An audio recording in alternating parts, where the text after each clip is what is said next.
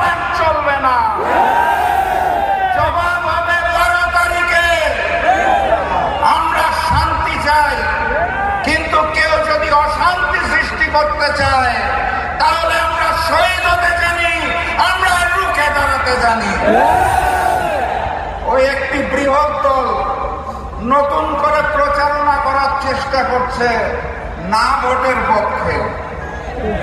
আপনারা তাদেরকে জানিয়ে দিবেন, যারা পাথর দিয়ে মানুষ হত্যা করে তাদের জন্য না, চাঁদাবাজি করে তাদের জন্য না, যারা নতুন স্বৈরাচার তাদের জন্য না, আগামীর বাংলাদেশের জন্য আমরা সবাই হ্যাঁ। অতএব গণভোটে হাকে জয়যুক্ত করতে হবে। সম্মানিত সাথী এবং বন্ধুগণ, আমি অত্যন্ত সৌভাগ্যবান।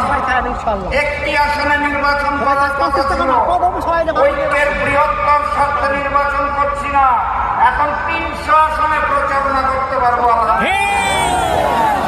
এবং প্রচারণা শুরু করলাম আমিরে জামাত ডাক্তার শফিকুর রহমানের সমাবেশ দিয়ে। আলহামদুলিল্লাহ, ঢাকা 15 আসনের জনগণ আমার চেয়েও সৌভাগ্যবান। কারণ কি, বাংলাদেশের 300 আসনের 299টা আসনে জনগণ ভোট দিবে আগামীর এমপি বানানোর জন্য। ঢাকা 15 আসনের জনগণ ভোট দিবে বাংলাদেশের আগামী